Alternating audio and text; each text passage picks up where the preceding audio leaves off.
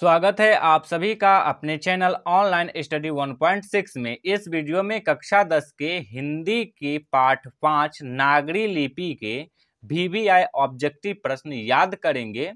इससे पहले वाले वीडियो में हमने प्रश्न संख्या 21 तक याद कर चुके थे। इस वीडियो में प्रश्न संख्या 22 से शुरू करेंगे। तो चलिए शुरू करते हैं। प्रश्न संख्या 22 है, सिद्धम क्या है? तो देखिए, सिद्धम जो है वह एक लिपि है। जैसे कि हिंदी का लिपि देवनागरी है, वैसे ही सिद्धम भी एक लिपि है। तो इसका सही उत्तर हो जाएगा ऑप्शन नंबर डी, एक प्रकार की लिपि। इसके बाद अगला प्रश्न है, किसे देवनागरी की संज्ञा दी गई है? तो आप सभी लोग जानते हैं कि काशी को देवनागरी कहा जाता है।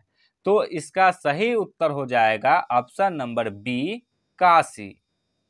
इसके बाद अगला प्रश्न है, मालवा में नगर नागर लिपि का इस्तेमाल होता है, ऐसा किसने कहा? तो मालवा में नगर नागर लिपि का इस्तेमाल होता है, ऐसा अबले रूनी ने कहा था। तो इसका सही उत्तर हो जाएगा ऑप्शन नंबर ए, अल्बे रूनी। इसके बाद अगला प्रश्न है, अमोघ वर्ष कौन था? तो अमोघ वर्ष जो था एक प्रख्यात राष्ट्रकूट राजा था। तो इसका सही उत्तर हो जाएगा ऑप्शन नंबर बी, प्रख्यात राष्ट्रकूट राजा। इसके बाद अगला प्रश्न है, मिहिर भोज की ग्वालियर प्रशासित किस भाषा में है? तो मिहिर भोज की ग्वालियर प्रशासित जो है वो संस्कृत भाषा में है। तो इसका सही उत्तर हो जाएगा ऑप्शन नंबर सी, संस्कृत। इसके बाद अगला प्रश्न है, बेतमा कहाँ है? तो बेतमा जो है वो इंदौर के पास है। तो इसका सही उत्तर हो जाएगा ऑप्शन नंबर ए, इंदौर के पास। इसके बाद अगला प्रश्न है, ईसा की 14वीं 15वीं सदी के विजयनगर के शासकों ने अपने लेखों की लिपि को कहा है। तो अपने लेखों की लिपि को उसने नंदी नागरी कहा था। तो इसका सही उत्तर हो जाएगा ऑप्शन नंबर ए, नंदी नागरी। इसके बाद अगला प्रश्न है, हिंदी लिखी जाती है। तो देखिए, हिंदी जो लिखी जाती है वो देवनागरी लिपि में लिखी जाती है। तो इसका सही उत्तर हो जाएगा ऑप्शन नंबर ए, देवनागरी लिपि में। इसके बाद अगला प्रश्न है, विजयनगर के राजाओं के लेखों की लिपि को क्या नाम दिया गया है?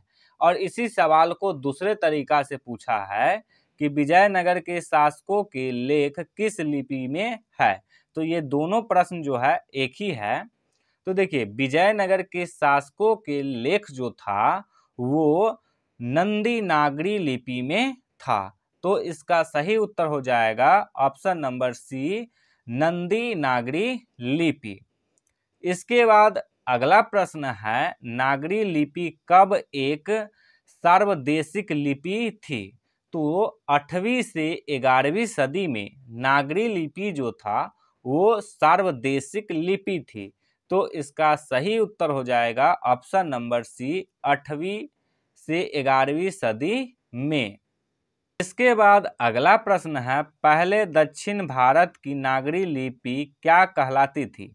तो पहले दक्षिण भारत की नागरी लिपि जो था वो सिद्धम लिपि कहलाता था। तो इसका सही उत्तर हो जाएगा ऑप्शन नंबर डी, सिद्धम। इसके बाद अगला प्रश्न है, गुणाकर मूले का जन्म कब हुआ? तो गुणाकर मूले का जन्म 1935 ईस्वी में हुआ था। तो इसका सही उत्तर हो जाएगा ऑप्शन नंबर ए, 1935 ईस्वी में। इसके बाद अगला प्रश्न है, गुणाकर मूले का जन्म कहाँ हुआ था? तो गुणाकर मूले का जन्म जो है 1935 ईस्वी में महाराष्ट्र में हुआ था। तो इसका सही उत्तर हो जाएगा ऑप्शन नंबर सी, महाराष्ट्र।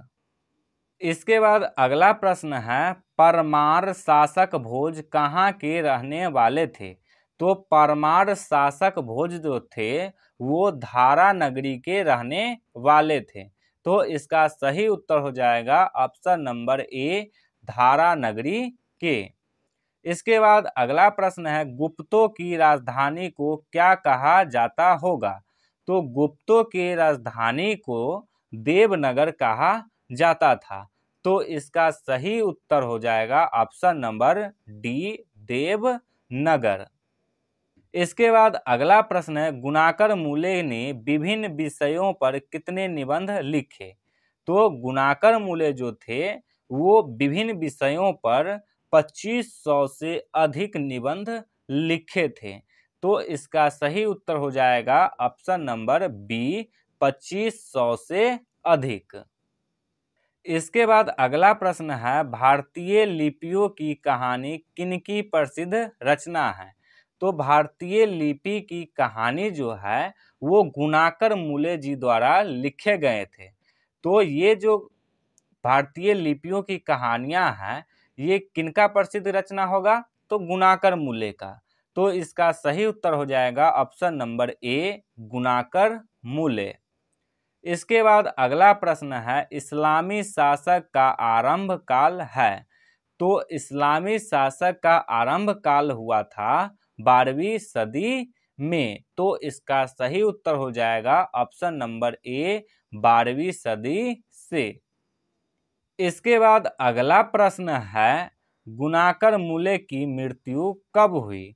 तो इसका सही उत्तर हो जाएगा ऑप्शन नंबर डी। इसके बाद अगला प्रश्न है, नागरी लिपि के आरंभिक लेख हमें कहाँ से मिलते हैं? तो नागरी लिपि के आरंभिक लेख जो है वो हमें दक्षिण भारत से मिलते हैं। तो इसका सही उत्तर हो जाएगा ऑप्शन नंबर सी, दक्षिणी भारत। इसके बाद अगला प्रश्न है, बेतमा दान पत्र किस समय का है? तो बेतमा दान पत्र जो था वो 1020 ईस्वी का था। तो इसका सही उत्तर हो जाएगा ऑप्शन नंबर ए, 1020 ईस्वी। इसके बाद अगला प्रश्न है, उत्तर भारत से नागरी लिपि के लेख कब से मिलने लगते हैं? तो उत्तर भारत से नागरी लिपि का लेख जो है वो 8वीं सदी से मिलने लगता है। तो इसका सही उत्तर हो जाएगा ऑप्शन नंबर ए, 8वीं सदी। इसके बाद अगला प्रश्न है, निबंध के लेखक है? तो ये जो नागरी लिपि है इस निबंध का लेखक है गुणाकर मूले। तो इसका सही उत्तर हो जाएगा ऑप्शन नंबर ए, गुणाकर मूले। इसके बाद अगला प्रश्न है, तमिल, मलयालम, तेलुगु, कन्नड़ भाषाएं हैं। तो तमिल, मलयालम, तेलुगु और कन्नड़ भाषा जो है ये दक्षिण भारत की भाषाएं हैं। तो इसका सही उत्तर हो जाएगा ऑप्शन नंबर डी, दक्षिण भारत की। तो उम्मीद है कि आप लोगों को ये सभी प्रश्न अच्छे से याद हो गया होगा। यदि याद हो गया हो तो इस वीडियो को लाइक कर दीजिए और चैनल को सब्सक्राइब जरूर कर दीजिए।